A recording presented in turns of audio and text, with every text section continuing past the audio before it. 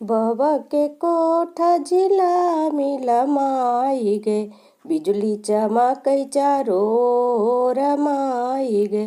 पापा के कोठा चढ़नी रखै सीता बेटी, कते दल्ले आवे बारिया तमाई गे, कते दल्ले आवे बारिया तमाई गे।